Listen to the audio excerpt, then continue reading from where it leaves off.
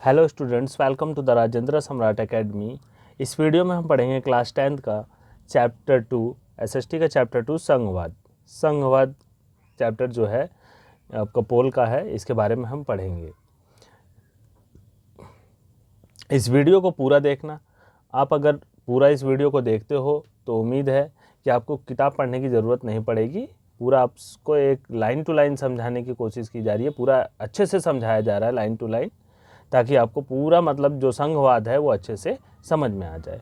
So let's start the chapter. शुरू करते हैं चैप्टर। तो यहाँ से अब देख रहे हो कि परिचय दिया गया है, इंट्रोडक्शन। अगर आपने पिछला चैप्टर पढ़ा है अच्छे से तो आपको कोई ज़रूरत नहीं है इसको पढ़ने की, इसको स्किप करके आप आगे जा सकते हैं। और जिन्होंने नहीं पढ़ा है तो उनके लिए मैं यहाँ से हम पढ़ा रहे हैं, ठीक है। पिछले अध्याय में हमने गौर किया था कि शासन के विभिन्न स्तरों के बीच सत्ता का ऊर्ध्वाधर बंटवारा आधुनिक लोकतंत्रों में सत्ता की साझेदारी का एक आम रूप है। ऊर्ध्वाधर मतलब आधा आधा बंटवारा, एक इधर इधर ऐसे बंटवारा हो गया, एक एरिया इधर हो गया और एक एरिया इधर हो गया।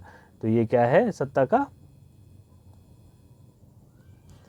एक आम रूप है। इस अध्याय में हम कह रहे कि उसमें तो हमने सिर्फ सत्ता का बंटवारा आम रूप में पढ़ा था कि सत्ता का बंटवारा ऊर्ध्वाधर हुआ था। इस अध्याय में हम सत्ता के बंटवारे के इसी रूप पर विचार करेंगे। अब बंटवारा हो गया तो उसके बारे में हम इस पर विचार करेंगे इस चैप्टर में। इसे आमतौर पर संघवाद कहा जाता है। अब दो सरकार बन गई। अब जैसे अगर आप देखोगे कि एक तो ये हो गया, इसके चारों तरफ ठीक संघ। अब इन सबको मिला के क्या हो गया? एक संघ हो गया। पहले ये अलग अलग थे, अब ये इकट्ठा आ गए तो ये क्या हो गया? एक संघ हो गया। संघ मतलब ग्रुप, ठीक, ग्रुप हो गया, ठीक है ना। समझ में आ गया होगा आपको यहीं से संघवाद। आगे देखते हैं। इससे ही एक लोकतांत्रिक व्यवस्था के अंदर अलग अलग इलाकों का साथ रहना और चलना संभव हो पाता है। संघवाद एक ऐसा टॉपिक है जिससे कि अलग अलग लोकतांत्रिक व्यवस्था में क्या है, अलग अलग राज्य जैसे होते हैं, अलग अलग धर्म है और सारी चीज़ सब एक दूसरे से तालमेल करके चला पाते हैं। अध्याय के शेष हिस्से में भारत के संघवाद के सिद्धांत और व्यवहार को समझेंगे। अब कह रहा है कि जो पहले तो हम थोड़ा बहुत संघवाद के बारे में समझेंगे, फिर उसके बाद जो आधा हिस्सा जो बचा हुआ है उस चैप्टर का आधे पार्ट में हम भारत के संघवाद के सिद्धांत और व्यवहार के बारे में समझने की कोशिश की, समझाने की कोशिश की गई है इसमें। और संघीय ढांचे से संबंधित संवैधानिक प्रावधानों पर चर्चा के बाद इस अध्याय में संघवाद को मजबूत करने वाली नीतियों और राजनीतिक विश्लेषण किया जाएगा।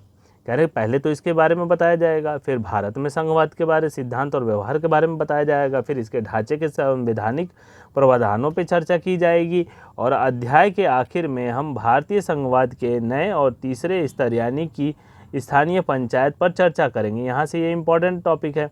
इम्पोर्टेंट ये इसलिए है क्योंकि भारत का जो संघीय व्यवस्था है उसका ये तीसरा स्तर जो है वो क्या है? पंचायती राज, ठीक है ना।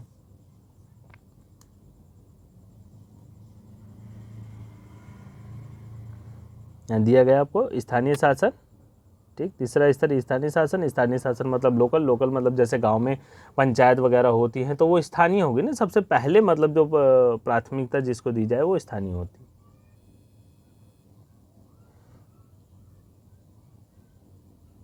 ठीक, तो पहला क्वेश्चन दिया संघवाद क्या है, ठीक।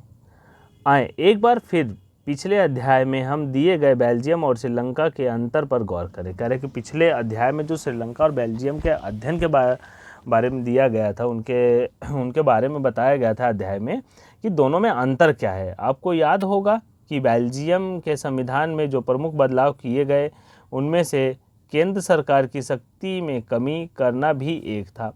बेल्जियम में क्या किया गया? जो केंद्र सरकार, सेंट्रल गवर्नमेंट थी, उसकी पावर को कम किया गया ताकि वो अपनी ही ना चलाए, लोगों की भी सुने। और ये अधिकार प्रांतीय सरकारों को दिया गया। अब जैसे कि अब ये था केंद्र सरकार हो गई आपकी और इनके आसपास जो राज्य होते हैं, ठीक है ना, ये इन्हें पावर नहीं थी। पहले ये जो कहते थे वही इन्हें मानना पड़ता था, ठीक। लेकिन अब ऐसा नहीं है। अब ये इसको फॉलो कर सकते हैं या नहीं कर सकते हैं, अपने सूझबूझ के अनुसार इस पे फैसला दे सकते हैं या इसको मान सकते हैं। अब राज्य सरकार का भी अपना क्या है, कुछ फैसला हो गया, दिए गए। बेल्जियम में उससे पहले से भी प्रांतीय सरकार थी, और बेल्जियम में कह रहा है कि उससे पहले भी प्रांतीय सरकार थी, तब भी उनकी अपनी भूमिका थी। कह रहे हैं कि तब भी जो सरकार थी उसकी अपनी भूमिका थी, अपने अधिकार थे, और पर ये अधिकार उनको केंद्र द्वारा दिए गए थे। कह रहे कि अधिकार थे, भूमिका सब कुछ थी, तब भी थी प्रांतीय सरकार, लेकिन ये सब क्या था, उन्हें केंद्र सरकार द्वारा दिया जाता था, और इन्हें केंद्रीय सरकार वापस भी ले सकती थी। अब केंद्र सरकार इन्हें पावर देती थी तो केंद्र सरकार इन्हें वापस भी ले सकती थी। सन 1993 में कुछ बदलाव हुए और प्रांतीय सरकारों को कुछ संवैधानिक अधिकार दिए गए। इन अधिकारों के लिए प्रांतीय सरकार अब केंद्र पर निर्भर नहीं रही। ये इंपॉर्टेंट लाइन है, ठीक है, अंडरलाइन है, देख रहे हो, हाईलाइट है, तो आप अंडरलाइन कर लेना अपने बुक में भी या हाईलाइट कर लेना। कह रहा सन 1993 में कुछ बदलाव हुए, प्रांतीय सरकारों को कुछ संवैधानिक अधिकार भी दिए गए। इन अधिकारों के लिए प्रांतीय सरकार अब केंद्र सरकार पर निर्भर नहीं रहती। पहले बताया जैसे कि केंद्र सरकार पर निर्भर रहती थी, अब उस पर निर्भर ना रह के ये क्या है, खुद अपना कुछ फैसला काम ये कर सकते हैं, छोटे मोटे। इस प्रकार बेल्जियम ने एकात्मक शासन की जगह संघीय शासन प्रणाली अपना ली। अब बेल्जियम सरकार ने क्या किया, वहाँ पे बेल्जियम के लोगों ने एकात्मक शासन को, जो केंद्र सरकार के द्वारा चलता था, इस प्रकार जो बेल्जियम सरकार ने एकात्मक शासन की जगह संघीय शासन प्रणाली अपना ली।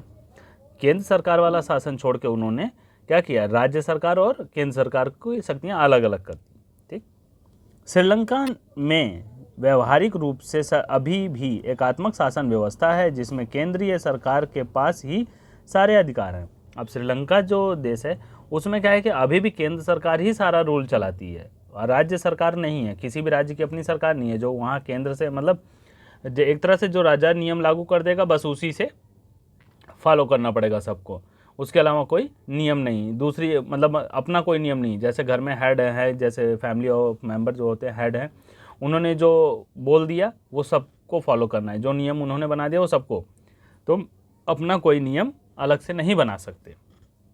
ठीक है, इसी तरह क्या है, श्रीलंका में भी एकात्मक शासन व्यवस्था है, केंद्रीय सरकार के पास ही सारी शक्तियाँ और अधिकार हैं, राज्य सरकार का कोई उसमें लेना देना नहीं है।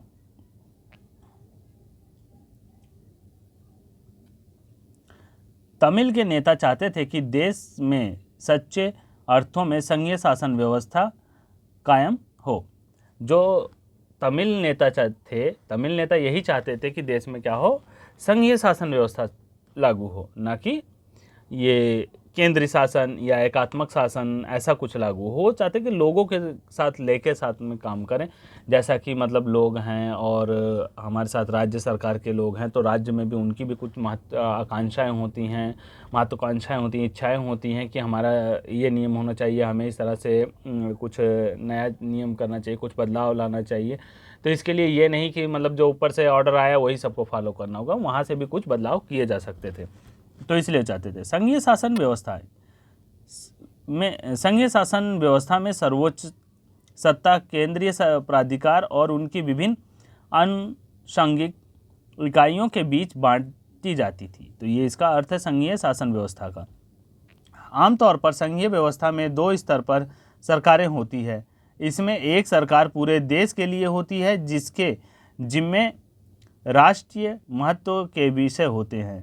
अब जो ये सरकार होती है संघीय, इसमें क्या, राष्ट्र सबके महत्व के विषय होते हैं, राष्ट्र के बारे में ही सब सोचते हैं। फिर राज्य या प्रांतों के स्तर की सरकारें होती हैं, जो शासन के दैनिक दिन कामकाज को देखती हैं। सत्ता के इन दोनों स्तर की सरकारें अपने अपने स्तर पर स्वतंत्र होकर काम करती हैं। अब जो केंद्र की सरकार होती है वो राष्ट्र के बारे में सोचती है, देश के बारे में सोचती है, और जो राज्य सरकार होती है या प्रांत सरकार होती है वो क्या करती है, वो अपने राज्य के बारे में और प्रांतों के बारे में सोचती है। उनकी व्यवस्था, उनके नियम, उनके लागू जो भी रूल हैं सारा फॉलो किया जाता है। जैसे अभी देखा जाए तो केंद्र में कौन है, मोदी, ठीक है ना, केंद्र में मोदी हैं। किसी राज्य की बात किया जाए, जैसे यूपी में क्या है, योगी है, ठीक है ना। तो अब ये राज्य सरकार हो गई और ये केंद्र सरकार।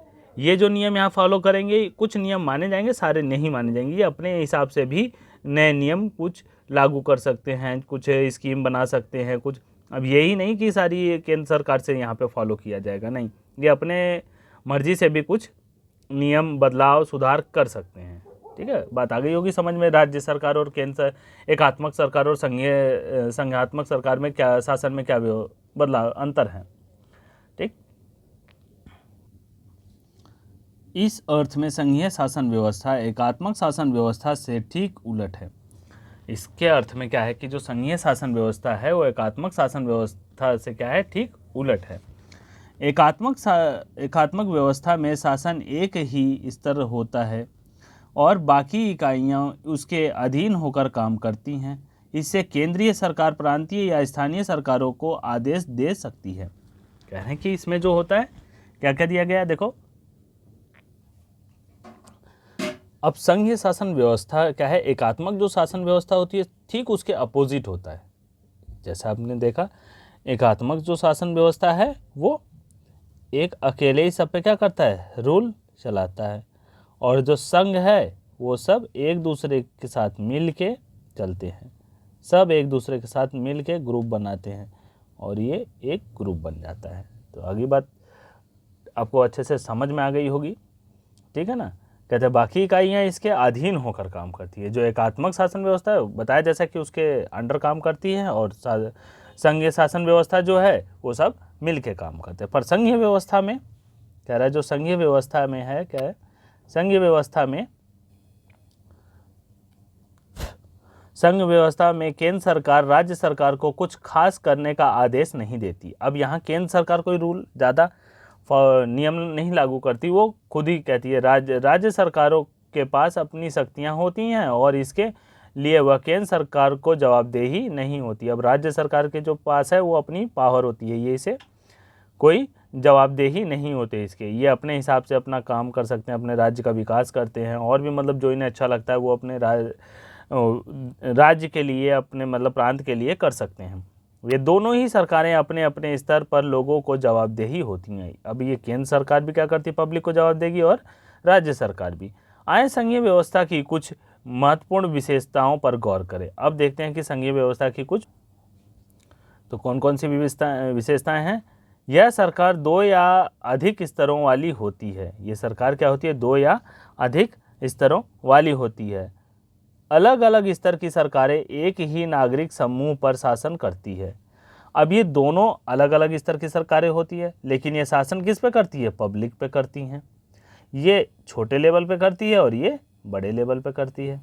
इसकी पावर दोनों पर होती है, राज्य सरकार के ऊपर भी पावर होती है, ठीक है, और पब्लिक के भी ऊपर होती है। ये इनको जवाबदेही, दोनों ही जवाबदेही होती हैं, और दोनों ही क्या है, इन पे पब्लिक पे राज्य करती हैं।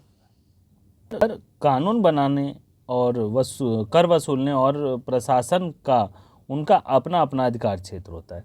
कह रहे शासन तो करते हैं, लेकिन इनका क्या होता है कि ये राज्य स्तर पर, जो जैसे राज्य है तो राज्य स्तर पर कर वसूल सकता है, और केंद्र जो है उसका अलग कर होता है, अपने अपने स्तर पर ये कर वसूल सकते हैं। प्रशासन अपना अपना अधिकार क्षेत्र है इनका जो प्रशासन क्षेत्र है इनका भी अलग अलग होता है।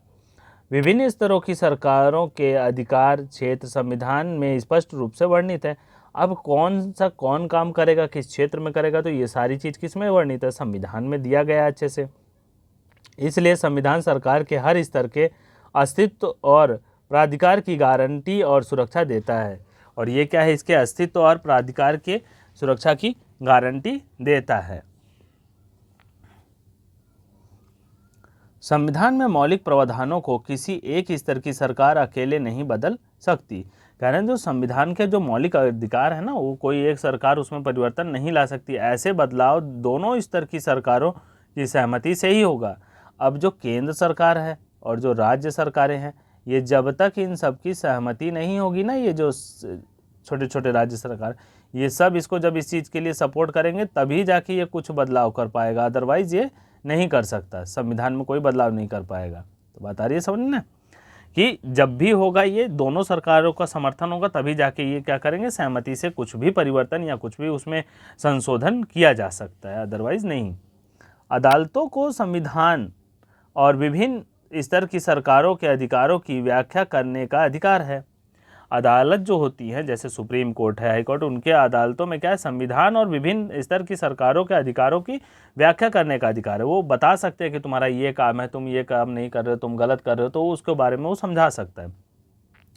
विभिन्न स्तर की सरकारों के बीच अधिकारों के विवाद की स्थिति में सर्वोच्च न्यायालय निर्णायक की भूमिका निभाता है। अब इन स्तरों के बीच में क्या है, जो सर्वोच्च न्यायालय वो निर्णायक भूमिका निभाता है। दोनों के बीच अगर कोई मसला फंस जाता है, कोई फैसला नहीं दे पाते, या कोई मतलब मामला अटक गया, तो सुना होगा आपने, पहले डिस्ट्रिक्ट कोर्ट, फिर उसके बाद स्टेट कोर्ट, स्टेट को हाई कोर्ट के बाद फिर सुप्रीम कोर्ट तक मामला आ जाता है, तो वहाँ जाके सारा मामला फैसला फाइनल होता है। वित्तीय स्वतंत्रता निश्चित करने के लिए विभिन्न स्तर की सरकारों के लिए राजस्व के अलग अलग स्रोत निर्धारित किए गए हैं। अब जो कर वसूले जाते हैं, इसके लिए भी हर सरकार के लिए अलग अलग स्रोत, कोई कहाँ से वसूल सकता है, कोई कहाँ से वसूल सकता है, ये सब संविधान में लिखा गया है। इस प्रकार संघीय शासन व्यवस्था के दोहरे उद्देश्य हैं: देश की एकता की सुरक्षा करना और उसे बढ़ावा देना तथा इसके साथ ही क्षेत्रीय विविधताओं का पूरा सम्मान करना। अब इसके दो उद्देश्य हो गए, जैसे कि देश की एकता भी बनाए रहो और साथ में इनकी जो मतलब विविधताएं हैं, इनमें जो मतलब बहुत सी भिन्नताएं हैं, उसको भी साथ लेके चलने के लिए सबको मतलब सबके धर्म को सम्मान देना, सबके कल्चर को सपोर्ट करना, सबके त्यौहार वगैरह सब चीज़ सम्मान देना, तो इस साथ में लेके चल सकते हैं। इसके कारण संघीय व्यवस्था के गठन और कामकाज के लिए दो चीज़ें सबसे महत्वपूर्ण है: विभिन्न स्तरों की सरकारों के बीच सत्ता के बंटवारे के नियम पर सहमति होनी चाहिए और इनका एक दूसरे पर भरोसा होना चाहिए। अब ये भी ना हो कि मतलब सरकार तो बन गई और उसके बाद ना ही केंद्र सरकार को राज्य सरकार पर भरोसा है, ना ही राज्य सरकार को केंद्र सरकार पे, तो दोनों विकास नहीं कर सकती, क्योंकि केंद्र सरकार तो अपना नियम कानून चलाएगी ना। पैसा वगैरह अगर बैंक से चाहिए, ठीक है, तो उनसे तो मिलेगा तब ना जब राज्य सरकार से उससे तालमेल होगा। राज्य सरकार कोई डिमांड करेगी कुछ काम करने के लिए और केंद्र सरकार कह दे कि नहीं, हम मोदी कह दे कि नहीं हम देंगे ही नहीं, तो क्या होगा, आपस में टकराव हो जाएगा, एक दूसरे पे भरोसा नहीं होगा, तो काम किसका नुकसान होगा? जो पब्लिक है, जो जनता है, उनका नुकसान होगा इनके वजह से। तो इसलिए ज़रूरी है कि दोनों सरकारों में तालमेल अच्छा होना चाहिए कि वह अपने अपने अधिकार क्षेत्रों को मानेंगे। अब उनका जो अधिकार क्षेत्र है वो माने नहीं, ये भी नहीं कह सकते कि नहीं हम दूसरा क्षेत्र मानेंगे, नहीं हम यहाँ तक मानेंगे, हम ये करेंगे वो करेंगे, तो दोनों में तालमेल अच्छा होना चाहिए।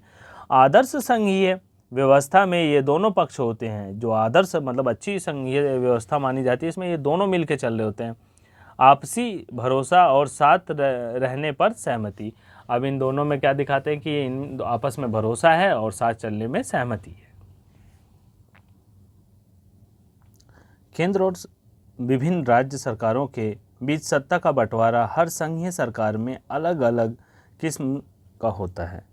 जैसे कि मतलब जब 5 साल में कोई और सरकार आती है, तो फिर उसके हिसाब से उसके जो मंत्री होते हैं, उसकी सत्ता, उसकी पावर अलग अलग हिसाब से बांटी जाती है।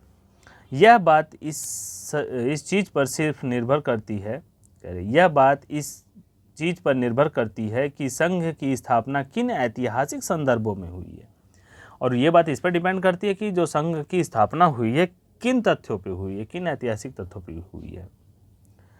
संघीय शासन व्यवस्थाएं आमतौर पर दो तरीके से गठित होती है। कह रहा है जो संघीय शासन व्यवस्था होती है वो दो तरीके से होती है, जिसमें से पहला तरीका है कि दो या अधिक स्वतंत्र राष्ट्रों को साथ लाकर एक बड़ी इकाई गठित की जाए।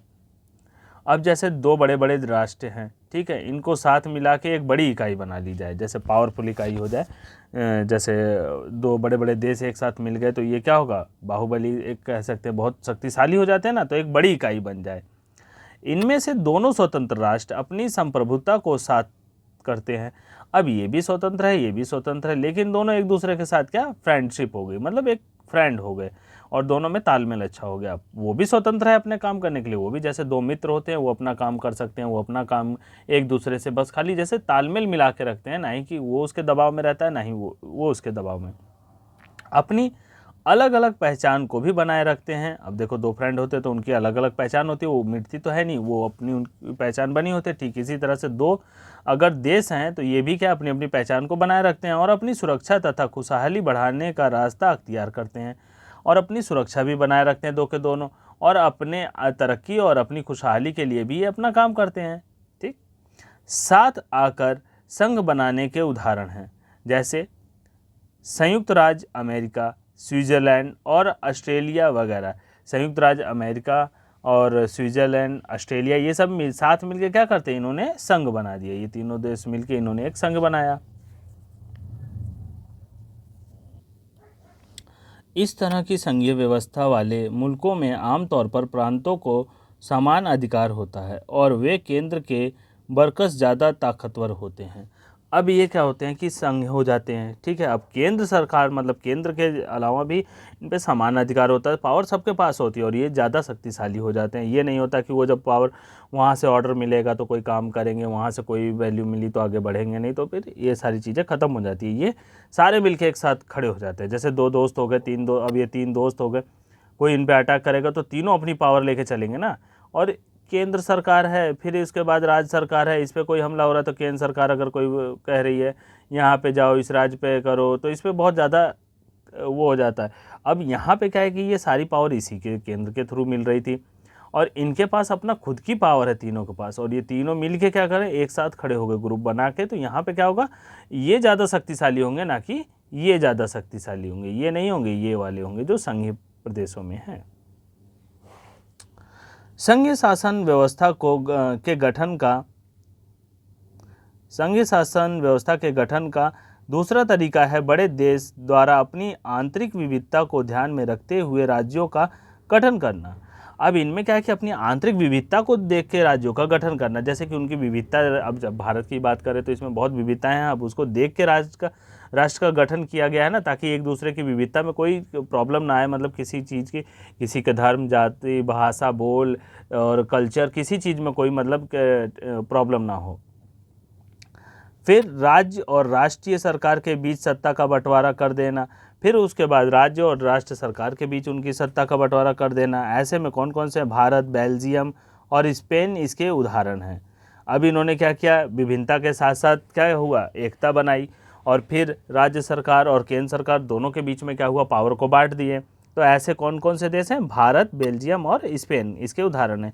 इस दूसरी श्रेणी वाली व्यवस्था में राज्यों के बरकस केंद्र सरकार ज़्यादा ताकतवर हुआ करती है। अरे जो दूसरी श्रेणी वाली जो व्यवस्था है, इसमें सबसे ज़्यादा ताकतवर क्या होती थी, केंद्र होती थी। राज्य को, प्रांतों को कोई पावर नहीं होती थी, केंद्र जो बोलता था वही सारा सुनना पड़ता था। अक्सर इस व्यवस्था में विभिन्न राज्यों को समान अधिकार दिए जाते हैं, पर विशेष स्थिति में किसी प्रांत को विशेष अधिकार भी दिए जाते हैं। कह रहे सबको तो समान अधिकार दिए जाते हैं, लेकिन केंद्र सरकार क्या करती है, किसी राज्य को विशेष अवस्था में उन्हें अलग से पावर दे दी जाती है, विशेष अधिकार मिल जाते हैं। जैसा अधिकार क्षेत्र क्या होता है, ऐसा दायरा जिस पर किसी का वैधानिक अधिकार हो या दायरा भौगोलिक सीमा के अंतर्गत परिभाषित होता है, अथवा इसके अंतर्गत कुछ विषयों को भी रखा जा सकता है। जैसे अभी कुछ समय पहले देखा था आपने कि 370 धारा चल रही थी जम्मू कश्मीर की, उस टाइम में इसे 370 धारा मिली हुई थी, स्पेशल मतलब अधिकार इसे मिल गए थे अलग से। ये जो वहाँ पे मतलब किसी की सुनवाई नहीं, ये एक राज्य को अपनी पावर से अपना मतलब जो चाहते थे वो चलाते थे, वहाँ के लोगों को परेशान किया करते थे, मुस्लिमों का ज़्यादा वहाँ पे वर्चस्व हुआ करता था। तो अब क्या है कि धीरे धीरे इन्होंने जब 370 को ख़त्म कर दिया तो अब वहाँ समान शासन हो गया, अब विशेषाधिकार उसका ख़त्म हो गया और उसका यूनियन टेरिटोरीज में उसको चेंज कर दिया गया। तो यहाँ तक उम्मीद है समझ में आ गया होगा अच्छे से। आगे चलते हैं, अगली हेडिंग हमारी है भारत में संघीय व्यवस्था। अब भारत की संघीय व्यवस्था कैसी है उसके बारे में हम यहाँ पे चर्चा करते हैं।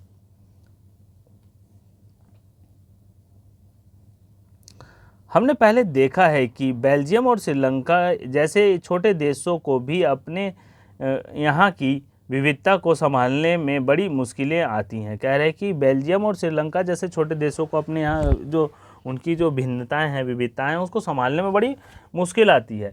लेकिन सोचिए कि भारत जैसे विशाल का जैसे छोटे देशों को अपने यहाँ जो उनकी जो भिन्नताएं हैं, विविधताएं हैं, उसको संभालने में बड़ी मुश्किल आती है।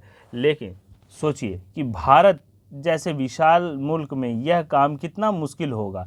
अगर जब छोटे से देश में इतनी समस्या आ रही है तो भारत जैसे देश में कितनी बड़ी समस्या होगी, जहां बहुत सी भाषाओं, धर्मों, क्षेत्रों के लोग रहते हैं। अब यहाँ कितनी भाषाएं बोली जाती हैं, सिर्फ इसमें 22 रजिस्टर्ड हैं। हमारे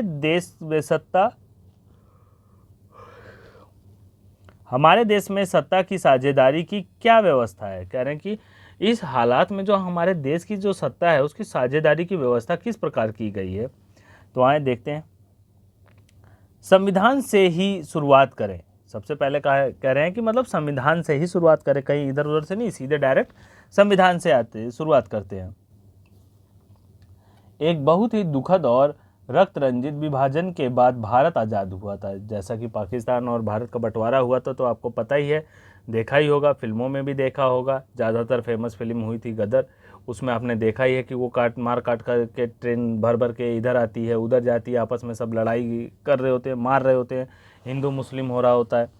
तो ये बहुत ज़्यादा दुखद घटना थी। जब ये बंटवारा हुआ था कई लाख लोग इसमें मारे गए थे, बेघर हो गए थे, कामकाज सब बर्बाद हो गया, तो बहुत चीज़ नुकसान हुआ था। अगर ऐसा ना हुआ होता शायद अभी भी बहुत तरक्की पे हुए होते। आज पाकिस्तान भारत अलग नहीं हुआ होता, शायद हम लोग सब मिलकर और आगे रहे होते। तो आज़ादी के कुछ समय बाद ही अनेक स्वतंत्र रजवाड़े भारत में विलीन हो गए। अब जैसा कि आप जानते हो कि कितने रजवाड़े थे, कितने राज्य थे, वो स्वतंत्रता के बाद भारत में विलीन होने लगे। भारतीय संविधान ने भारत को राज्य का संघ घोषित किया। अब भारतीय संविधान ने क्या किया, भारत को राज्य का संघ घोषित कर दिया। इसमें संघ शब्द नहीं आया, पर भारतीय संघ का गठन संघीय शासन व्यवस्था के सिद्धांत पर हुआ। कह रहे इसमें संघ का नाम नहीं लिया गया, ठीक है, लेकिन जो भारतीय संविधान ने भारत को जो राज्यों का संघ घोषित किया। अब यहाँ पे देख सकते हो कि छोटे छोटे कई 27-28 राज्य मिलके इन्होंने क्या किया, भारत का निर्माण किया है। तो ये क्या हो गया, संघ ही तो हो गए, सब संघ मिलके चले तभी तो एक राष्ट्र का निर्माण हुआ। इसमें संघ शब्द नहीं आया है, पर भारतीय संघ का गठन संघीय शासन व्यवस्था के सिद्धांत पर हुआ है।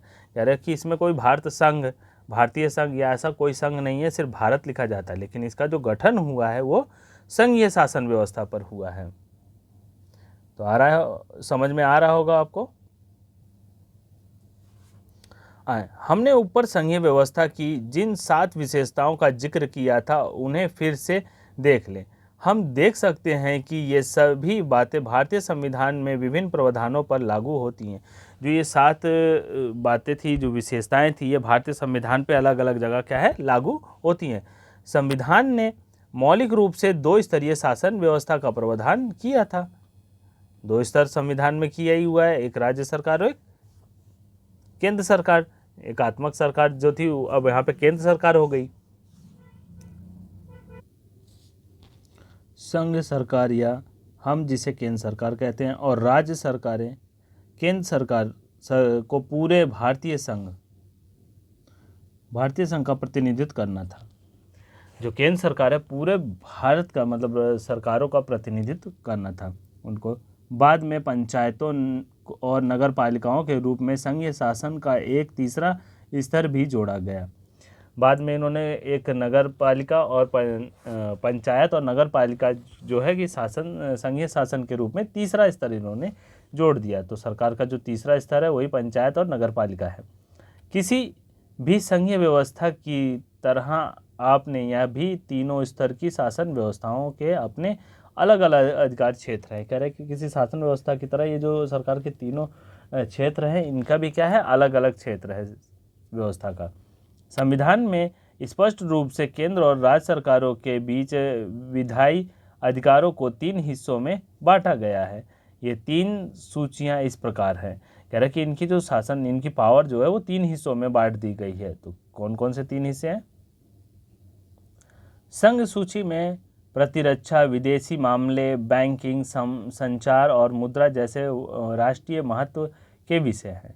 कह रहे संघ सूची में जो कौन कौन से विषय आते हैं, प्रतिरक्षा, विदेशी मामले, बैंकिंग, संचार और मुद्रा जैसे राष्ट्रीय महत्व के मामले इसमें आते हैं।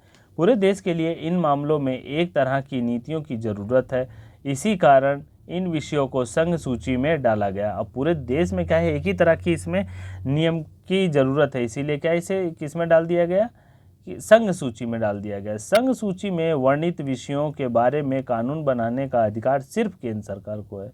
अब इस सूची में अगर कोई नियम कानून है तो सिर्फ वो नियम बनाना और कानून बनाना सिर्फ ये केंद्र सरकार के हाथ में है। दूसरा पॉइंट है, राज्य सूची में पुलिस, व्यापार, वाणिज्य, कृषि और सिंचाई जैसे प्रांतीय और स्थानीय महत्व के विषय हैं। कह रहा है कि जो राज्य सूची में आते हैं वो पुलिस हैं, वाणिज्य मतलब जो आर्थिक तौर पर खेती होती है, सिंचाई जैसे प्रांतीय और स्थानीय महत्व के विषय हैं। राज्य सूची में वर्णित विषयों के बारे में सिर्फ राज्य सरकार ही कानून बना सकती है। अब इनके बारे में सिर्फ राज्य सरकार कानून बना सकती है, ना कि केंद्र सरकार। अब इसमें जो राज्य सरकार में जो वर्णित क्षेत्र आ गए, पुलिस, व्यापार, ये सब, वाणिज्य, कृषि, सिंचाई, ये सब चीज क्या है, तो ये इसका जो देखभाल है, इसका खर्च वाहन है, ये सब क्या कौन करेगा? सिर्फ राज्य सरकार। समवर्ती सूची में शिक्षा, वन, मजदूर, संघ, विवाह। समवर्ती सूची में शिक्षा, वन, मजदूर, संघ, विवाह, गोद लेना और उत्तराधिकारी जैसे विषय हैं जो केंद्र के साथ राज्य सरकार की साझी दिलचस्पी में आते हैं। अब किसी को गोद लेना हो, किसी को अपना उत्तराधिकारी बनाना हो, यानी वरासत करनी हो किसी के नाम, मजदूर, संघ, विवाह, ये सब चीज़ किस में आती हैं? ये समवर्ती सूचियों में ली जाती है। शिक्षा, वन, मजदूर, ये सब। इन विषयों पर कानून बनाने का अधिकार राज्य सरकार और केंद्र सरकार दोनों का है। इन दोनों विषयों में, जैसे गोद लेना और जो शादी विवाह का मामला था, ये राज्य सरकार और केंद्र सरकार दोनों इन विषयों पे क्या कर सकती है? कानून का निर्माण कर सकती है। लेकिन जब दोनों के कानूनों में टकराव हो तो केंद्र सरकार द्वारा बनाए गए कानून ही मान्य होंगे।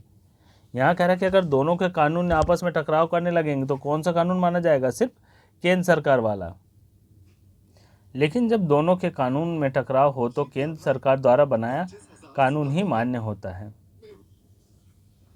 अगर दोनों के आपसी कानून में टकराव हो तो सिर्फ जो केंद्र सरकार होती है ना, उसको बड़ी ओहदा होता है, क्योंकि सभी छोटे छोटे संघों का वो एक तरह से बड़ा होता है, संघ बनाता है वही सबको मिला के, तो वो क्या होता है कि उसी की वैल्यू रखी जाती है। यहाँ एक सवाल उठता है कि जो विषय इसमें से किसी सूची में नहीं आते हैं उनका क्या होता होगा? फिर कंप्यूटर सॉफ्टवेयर जैसे विषय किस अधिकार क्षेत्र में रहें क्योंकि ये संविधान बनाने के बाद आए। कह रहे ये जो अधिकार क्षेत्र किस कंप्यूटर है भारत में आज़ादी के बाद आए हैं, तो ये किस क्षेत्र में आता होगा? हमारे संविधान के अनुसार बाकी बचे विषय केंद्र सरकार के अधिकार क्षेत्र में चले जाते हैं। जो इनके अलावा, राज्य सरकार के अलावा जो बच गया, ये सारा किस में चला जाता है? केंद्र सरकार के अधिकार में। हमने देखा कि सबको साथ लेकर चलने की नीति मानकर बनी अधिकतर बड़ी संघीय व्यवस्थाओं में साथी इकाइयों को बराबर अधिकार नहीं मिलते।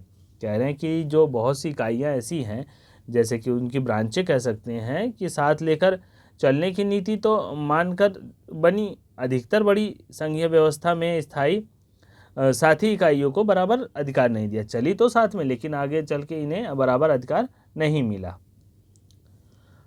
मिला। कुछ राज्यों को विशेष दर्जा प्राप्त है, जैसे कि असम, नागालैंड, अरुणाचल प्रदेश और मिजोरम अपने विशिष्ट सामाजिक तथा ऐतिहासिक परिस्थितियों के कारण भारत के संविधान के कुछ प्रावधान, जैसे अनुच्छेद 371 के तहत विशेष शक्तियों का लाभ उठाते हैं।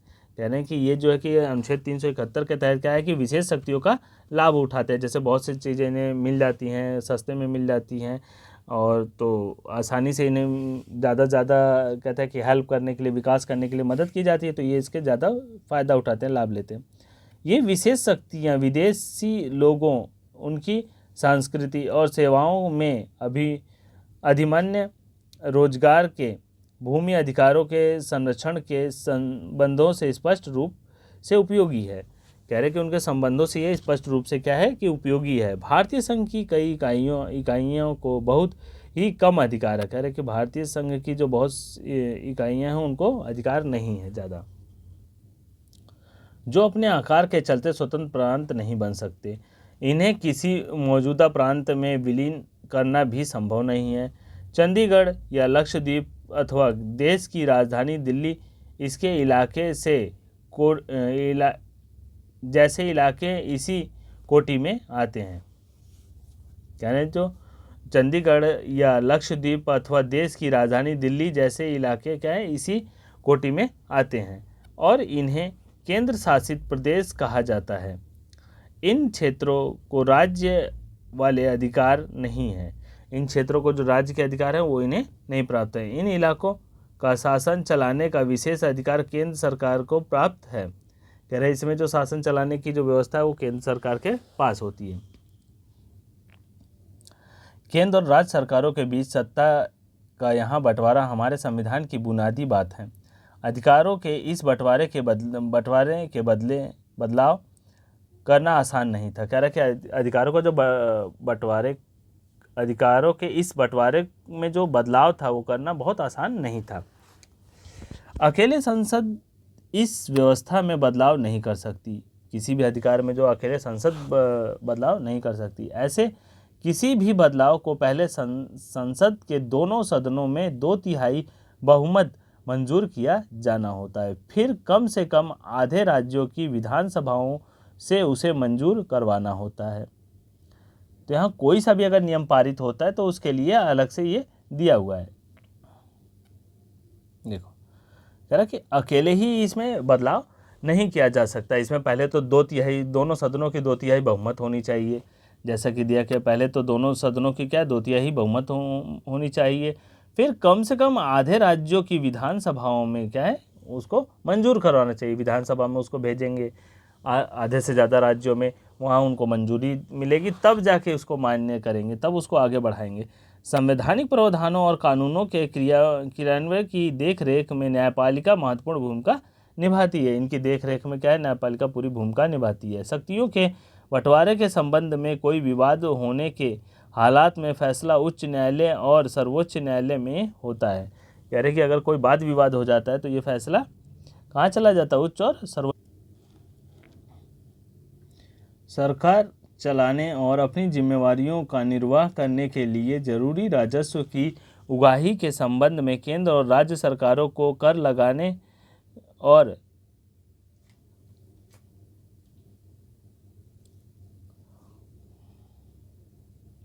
केंद्र और राज्य सरकार को कर लगाने और संसाधन जमा करने के अधिकार हैं।